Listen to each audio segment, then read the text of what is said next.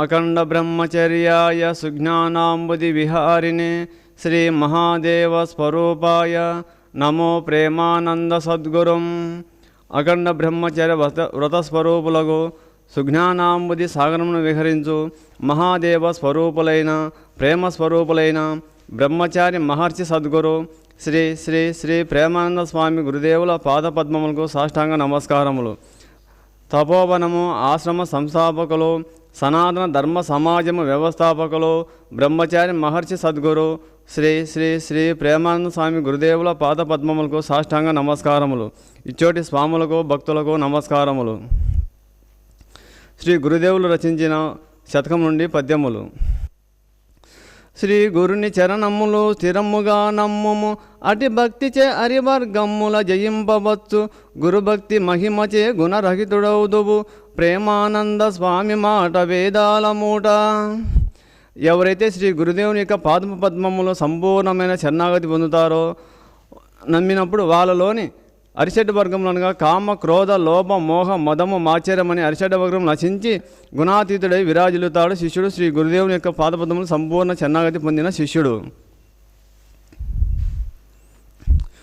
పూర్వము ఈ వాహనములు లేనందువల్ల సరసంగ పరిత్యాగులు, సన్యాసులు, పీఠాధిపతులు పాదయాత్ర చేస్తూ గ్రామాల తీరముని పాదయాత్ర చేస్తూ అచోటున్న శిష్య బృందములకు ఉపదేశం చేస్తూ జ్ఞానోపదేశం చేస్తూ ముక్తి మార్గం నడిపిస్తూ ఉండేవారు పూర్వకాలం ఋషులు మహర్షులు వాహనాలు లేని సమయమున. అట్లా చేస్తున్న సమయంలో ఒక గ్రామమున నదీ తీరమున ఉండగా గ్రామమునకు ఒక స్వాముల వారు పీఠాధిపతులు వచ్చి శిష్యులకు అందరికీ ఉపదేశం చేస్తూ వెళ్తూ ఉంటారు. సంవత్సరానికి ఒకసారి వెళ్ళేవారు. అతడికి వెళ్తున్న సమయంలో గ్రామస్తులందరూ ఆ గురువు చెంతకు వెళ్ళి ఉపదేశం తీసుకొని జ్ఞానోపదేశం పొంది ముక్తి పొంది తరించాలని ఎంతో ఉత్సాహంతో వెళుతూ ఉంటారు గురుదేవుల చెంతకు. అప్పుడు ఆ వెళుతుండగా అక్కడ ఒక గొర్రెల కాపరి గొర్రెలు మేపుకుంటూ ఉంటారు. అందరినీ అడుగుతారు, ఎక్కడికి వెళుతున్నారు, ఏమైనదని అతను అడగగా అప్పుడు ఆ గ్రామస్తులందరూ చెప్తారు, ఇట్లా గురుదేవులు వచ్చినారు, మేము గురువు చెంతకు వెళుతున్నాము ఉపదేశం నిమిత్తమై ముక్తి పొంది తరించాలని మేము గురువు చెంతకు వెళుతున్నామని చెప్తారు. అప్పుడు ఆ గొర్రెల కాపరి, నేను కూడా వస్తానైతే గురువు చెంత ఉపదేశం తీసుకొని ముక్తి పొంది తరిస్తానని చెప్పి సంపూర్ణమైన గురుభక్తితో గురువు చెంతకు వెళతారు. అప్పుడు వెళ్ళి, గురుదేవ నాకు ఉపదేశం ఇవ్వము నేను అని అడగగా అప్పుడు ఆ గురుదేవులు ఇతను చెప్తారు, ఇతను నల్లగా ఉండడం చేత, కమ్మడి కప్పుకొని నల్లగా ఉండడం చేత ఆ గురుదేవులు ఇతని దున్నపోత అంటాడు. ఉపదేశం గురుదేవులు అనగానే అప్పుడు దున్నపోత అని గురుదేవులు ఎప్పుడు అంటారో అప్పుడు ఈయన అనుకుంటాడు, ఈ భక్తుడు నా గురుదేవులు ఉపదేశం ఇచ్చినారు, దున్నపోత అనే మంత్రాన్ని ఇచ్చారని అనుకుంటాడు ఈ భక్తుడు. ఆ గురుదేవులు ఇతన్ని నల్లగా వికారం ఉండడం చేత దున్నపోత అని ఆహాస్యంగా హేళనగా అంటారు. అప్పుడు ఇతను ఆ గురుదేవులు నాకు మంత్రోపదేశం చేసినారు, దున్నపోత అనే మంత్రం అని చెప్పానని చెప్పి గురుదేవులు సాష్టాంగ నమస్కారం చేసుకుని సెలవు గాయకని తిరుగు ప్రయాణం తన ఇంటికి వస్తారు. అలా అనుదినము తాను ప్రతిరోజు గొర్రెలకు వెళ్ళి అక్కడ గొర్రెలు మేపుకుండగా తాను ఆ కమ్మడి పరుచుకొని ధ్యానం చేసుకుంటూ అనునిత్యము గురుదేవులు ఇచ్చిన మంత్రము అని దున్నపోతు దున్నపోతు దున్నపోతు అని చెప్పి అనునిత్యము ఆ జపం మంత్రిస్తూ ఉంటాడు ఆ భక్తుడు. అన్నం తింటున్నా, నీరు త్రాగుతున్నా, నిద్రపోతున్నా, నడుస్తున్నా అనునిత్యము మనసులో గురుదేవులు చెప్పిన మంత్రం మనసులో గురువును స్మరించుకుంటూ గురుదేవుల పాదపద్మం మనసులో నిలుపుకొని ఆ మంత్రం అనునిత్యము దున్నపోతు దున్నపోతు అని చెప్పి జపిస్తూనే ఉంటాడు ఆ భక్తుడు. అలా జపిస్తూ ఉన్నాక మళ్ళీ అదే సమయంలో మళ్ళీ సంవత్సరానికి తిరుగు ప్రయాణంలో గురుదేవులు వస్తుండగా అక్కడ నది ఉంటుంది. నది ఉధృతంగా ప్రవహించడం చేత ఆ భక్తుడు గురుదేవులను దర్శించుకోవాలని చెప్పి అనుకుంటారు. ఆ భక్తుడు గురుదేవుల చెంతకు వెళ్ళాలని చూస్తే నది అడ్డొస్తుంది, నది ఉద్రిక్తంగా ప్రవహిస్తుంది కదా, నేను ఎట్లా వెళ్ళాలని చెప్పి ఆలోచించుకుంటూ తన ఒంటి మీద ఉండే కంబలి తీసుకొని ఆ నీటిపైన పరిచి ఆ గురుదేవుని యొక్క పాదపద్మాలు మనసులో నిలుచుకొని ఆ గురువు చెప్పిన మంత్రం జపిస్తూ నీటిపైన కూర్చుంటాడు ఆ భక్తుడు. కూర్చొని దున్నపోతు అని చెప్పి మంత్రజపం చేస్తుండగా ఆ కమ్మడి ఒక పడవలాగా మారి అందులో కూర్చొని వెళ్తారు ఆ భక్తుడు. అప్పుడు నేరుగా ఈ భక్తుడు వెళ్ళి ఆ గురుదేవులకు సాష్టాంగ నమస్కారం చేసుకుంటారు. అప్పుడు ఆ గురుదేవులు అనుకుంటారు, ఓహో ఈయన ఎవరో మహాపురుషుడు దివ్యపురుషుడు అని అనుకుంటారు ఆ గురుదేవులు. అంటే తన శిష్యుడేంది తెలియదు ఆ గురువులకు. అప్పుడు గురుదేవులు సాష్టాంగ నమస్కారం చేసుకుని, గురుదేవ నన్ను ఆశీర్వదించమనగా ఎవరినైనా ఎక్కడి నుంచి వచ్చావు అని అడుగుతారు ఆ గురుదేవులు. స్వామి గురుదేవ, నేను మీ శిష్యువుని, మీరు నాకు ఉపదేశం ఇచ్చినారు స్వామి అంటే, నేను ఎప్పుడు ఇచ్చానైనా మీకు ఉపదేశం ఇవ్వలేదు కదంటే, లేదు గురుదేవ, మీరు నాకు దున్నపోతు అనే మంత్రంను ఉపదేశం చేసినారు, మీ యొక్క కరుణా కటాక్షం వల్ల నేను ఈ స్థితికి వచ్చినాను అని చెప్తారు ఆ భక్తుడు. అంటే గురువుమైన సంపూర్ణమైన విశ్వాసంతో, గురువుమైన అచంచలమైన భక్తితో, గురువుని సంపూర్ణ శరణాగతి పొంది మనసా వాచ త్రికరణ శుద్ధితో, మనసా వాచ కర్మణ త్రికరణ శుద్ధితో గురువుని సంపూర్ణమైన శరణాగతి పొంది గురువుని ఆశించినప్పుడు ఆ గురువు చెప్పిన మాటను ఒక మంత్రముగా భావించి తను జపం చేస్తుండడం వల్ల కామ క్రోధ లోభ మోహ మద ఆశ్చర్యములను జయించి త్రిగుణాతీతుడై ఒక పరబ్రహ్మ స్వరూపునిగా వెలుగొంది ముక్తి పొందినాడు ఆ భక్తుడు. అలా ఎవరైతే గురువుని సంపూర్ణమైన శరణాగతి పొంది గురువుని ఆశ్రయించి గురువు చెప్పిన మార్గంలో నడుచుకొని గురుదేవులు చెప్పినట్టు ఆశ్రయిస్తారో వారందరూ ముక్తి పొందడం తథ్యం.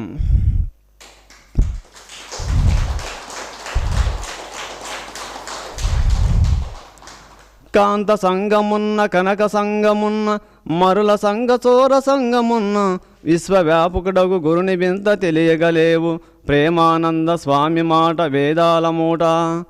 కాంత సంగము, శ్రీ సాంగత్యము, ధనం మీద వ్యామోహము, చోరు లేక సాంగత్యము, చోరు లేక సాంగత్యము, కామక్రోధ లోభ మోహ మద మాచం అరిషడ్ వర్గములకు వశమైన వాళ్ళు ఈ జన్మలో ముక్తి పొందలేరు, తరించలేరు, గురువు యొక్క తత్వమును, గురువు యొక్క స్వరూపమును తెలుసుకొనలేరు అని మనకు గురుదేవులు ఈ పద్యం ముందు వివరించినారు. దీనికి నిదర్శనముగా పూర్వము పుండరీకుడు అను భక్తుడు తాను శ్రీ సాంగత్యం వల్ల తల్లిదండ్రులను బాధపెట్టి తల్లిదండ్రులు ఇంట్లోంచి నెట్టివేసి తాను సిరి సంపదలన్నీ కోల్పోయి తిరుగుతూ ఉంటారు. అట్లా తిరుగుతూ ఉండగా గంగా యమున సరస్వతి మాతలు మృకండముని ఆశ్రమంలో సేవ చేసుకొని తిరిగి వెళుతుండగా వాళ్ళని ఈ పుండరీకుడు చూసి వీళ్ళు మానవకాంతులని భ్రమ చెంది ఆ స్త్రీలను తాకబోతారు.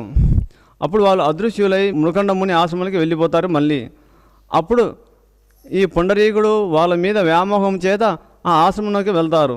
అప్పుడు ఈ పుండరీకుడు మృకండముని అడుగుతారు, ఇక్కడ ముగ్గురు కాంతలు వచ్చినారా, ఎక్కడికి వెళ్ళినారా అని చెప్తారు. అప్పుడు ఆ మృకండముని మౌనంగా ఉంటూ తల్లిదండ్రుల పాదసేవ చేసుకుంటూ ఉండగా నేను పిలిచినా నువ్వు పలకవా అని చెప్పి తన కాలితో తన్నబోతాడు. అప్పుడు తనబోగానే తన కాలు వికలాంగుడైపోయి అచ్చటనే పడిపోతాడు ఆ పుండరీకుడు. అప్పుడు పడిపోగానే అతనిలోని అహంకారం నశించి అప్పుడు గురుదేవులను సంపూర్ణమైన శరణాగతి పొంది స్వామి నన్ను క్షమించము, నా యొక్క అహంకారమునకు మన్నించము స్వామి, నాకు ఏదైనా మార్గం చూపమని చెప్పి పుండరీకుడు ఆ మృకండుని వేడుకుంటాడు. అప్పుడు ఆయన ఎప్పుడైతే త్రికరణ శుద్ధితో గురువును సంపూర్ణ శరణాగతి పొంది తన స్త్రీ సాంగత్యం వదులుకుని అప్పుడు గురువును సంపూర్ణ శరణాగతి పొందగానే అప్పుడు గురుదేవులు ఉపదేశిస్తారు, నాయన నువ్వు తల్లిదండ్రుల సేవ చేసుకొని ఆ పాండవుని స్మరిస్తూ తల్లిదండ్రుల సేవ చేసుకున్నామని చెప్పి ఆ పుండరీకునికి ఉపదేశం చేస్తారు మృకండు. అప్పుడు గురువు చెప్పినట్టు సంపూర్ణ శరణాగతి గురువాజ్ఞ పాటించి ఆ పుండరీకుడు తల్లిదండ్రుల పాదసేవ చేసుకుంటూ ఒక శ్రీకృష్ణ పరమాత్మ స్వయంగా తన కోసం వచ్చి నిలిచేలాగా అంతటి భక్తుడైనాడు పుండరీకుడు. అట్లా గురువు చెప్పిన మార్గంలో నడుచుకొని శ్రీ సాంగత్యము, ధన వ్యామోహము, చోరుల సాంగత్యము, కామక్రోధ లోభ మోహ మద ఆశ్చర్య అరిషడ్ మార్గంలో అన్నీ వదిలేసి గురువు చెప్పిన విధంగా నడుచుకున్న వాళ్ళకు గుణాతీతులై మోక్ష మార్గం పొందుతారు. గుణహీనునకు గురుత్వమిచ్చిన సంగమందున చాలా చలము గలుగు లాలించిన కోతి నవ్వద సర్వత్ర ప్రేమానంద స్వామి మాట వేదాల మూట. గుణహీనుడనగా గుణము లేనివాడు అజ్ఞాని. అజ్ఞానికి ఎప్పుడు గురుత్వమును అధికారం ఇస్తారో అప్పుడు అతను ఆ గుణహీనుడు ఆ అజ్ఞాని మొత్తం సంఘం ముందు చలనం కలిగిస్తాడు. అనగా ఆ సంఘంలోని జనులందరినీ బాధపెట్టి వాళ్ళను మనశ్శాంతి లేకుండా చేసి అందరినీ కష్టపెడుతూ బాధ పెడుతూ తాను ఆనందం పొందుతూ ఉంటాడు గుణహీనుడు. దీనికి నిదర్శనము మహాభారతంలో జరిగిన ఘటన. శకుడు దుర్యోధనుడు ముందు మంచిగా ఉన్నప్పుడు ఆ శకుడు దుర్యోధన చెంతకు చేరి ఆ దుర్యోధనుడు ఎప్పుడు శకునికి అక్కడ అధికారం ఇచ్చి స్థానం ఇచ్చినారో ఆ గుణహీనుడైనటువంటి అజ్ఞాని అయినటువంటి ఆ శకుడు మొత్తం భారత యుద్ధముకు కారణమైనాడు. అక్కడ ఎప్పుడు స్థానం ఇచ్చినాడో తన అన్నదమ్ములకు తన దాయాదుల మధ్యన గొడవలు పెడుతూ అందరినీ ఆ సంఘం అంతా చిన్న విచ్ఛిన్నం చేసి చాలా అయోమయం చేస్తాడు ఆ శకుడు. ఆ శకుని యొక్క సాంగత్యం వల్ల సుయోధుడు ముందు దుర్యోధనికి సుయోధన అనే పేరు ఉండేది. ఆ సుయోధనగా దుర్యోధనిగా మారిపోయినాడు. దుష్టబుద్ధి కలిగి ఎప్పుడు గుణహీనుడిగా మైనాడో ఆ ధృతరాష్ట్రుడు తన కుమారుడైనటువంటి దుర్యోధనికి అధికారం ఎప్పుడు ఇస్తాడో అతను ఆ గుణహీనుడైనటువంటి గుణము లేనటువంటి శకుని యొక్క సాంగత్యం వల్ల ఇతను కూడా గుణహీనుడై దుర్మార్గ బుద్ధి కలిగి దుర్మార్గ చేష్టలు కలిగిన దుర్యోధనికి పదవి రాగానే ఆ సంఘం ముందు చాలా గొడవలు పెట్టి పాండవులను అరణ్యవాసమును పంపి చాలా కష్టాలు పెట్టి లాస్ట్కు ప్రజలందరినీ బాధ పెట్టి మొత్తం అందరు లాస్ట్కు ఒక రాజ్యంలో ఆ రాజ్యంలో మొత్తం అందరి మరణానికి కారణమైనాడు. అట్లా గుణము లేని వానికి గురుత్వము ఈ అధికారం ఇచ్చినప్పుడు మొత్తం అందరి యొక్క పతనానికి కారణమవుతారు. లాలించిన కోతి నవ్వదా సర్వతనగా, కోతిని లాలించిన కోతే కదా అని లాలించి అన్నం పెట్టేది, నా యొక్క గొప్పతనం నా విలువను చూసి నాకు అన్నం పెడుతున్నారని చెప్పి అనుకుంటుంది ఆ కోతి. పూర్వం రమణ మహర్షుల వారు రమణ మహర్షి స్వాముల వారు అరుణాచల గిరిది ప్రదక్షిణ చేయుచున్నగా అతడు కోతులందరికీ భిక్ష పెడుతూ ఉండేవారు శ్రీ రమణ మహర్షి స్వాముల వారు. అచ్చట ఒక చిన్న కోతి ఉండగా ఆ కోతిని ఆశ్రమం తెచ్చుకొని ప్రతిరోజు అన్నం పెడుతూ ఉండేవారు రమణ మహర్షుల వారు. అట్లా అన్నం పెడుతూ ఉండగా ఆ కోతి ప్రతినిత్యం పెడుతూ ఉండగా ఒకరోజు లేట్ అయిన సమయంలో తన అనుష్ఠానాలు చేసుకుంటూ వచ్చి పెట్టేసరికి అన్నం లేట్ అవుతుంది. అప్పుడు ఆ కోతి నాకు ఇంత లేటుగా వస్తావా, నాకు అన్నం సమయానికి పెట్టవని చెప్పి రమణ మహర్షుల వారిని చెంపబడిపోయి కొట్టగా కన్ను తగులుతుంది. అప్పుడు కొంచెమైతే కన్ను పోయేది. అట్లా కొట్టడం చేత రమణ మహర్షి అనుకుంటారు, ఈ కోతికి ఎంత లాలించి పెట్టినప్పటికైనా ఎంత చేరదీసి పెట్టినప్పటికైనా దీని గుణం మానుకొనలేదు, తన యొక్క గొప్పతనం చూసి అన్నం పెడుతున్నా అనుకుంటుందని చెప్పి రమణ మహర్షి అప్పుడు ఆ కోతిని దూరంగా వదిలేస్తారు. అట్లా కోతికి లాలించి పెట్టడం వల్ల అది నా యొక్క గొప్పతనం చూసి నాకు పెడుతున్నారని చెప్పి అది ఆ మనిషిపైకి తిరుగుబాటు చేస్తుంది. అట్లాగే దుష్టుడైన దుర్మార్గులకు మనం ఎంత చేరదీసి ఎంత లాలించి పెట్టినప్పటికైనా వాళ్ళ దుర్గుణాలు మానుకోరు.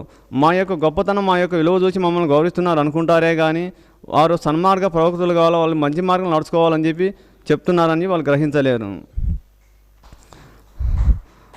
ఇంత శ్రీ గురుదేవులకు సాష్టాంగ నమస్కారాలు చేసుకుంటూ ఈ ఉపన్యాసం ముగిస్తున్నాను.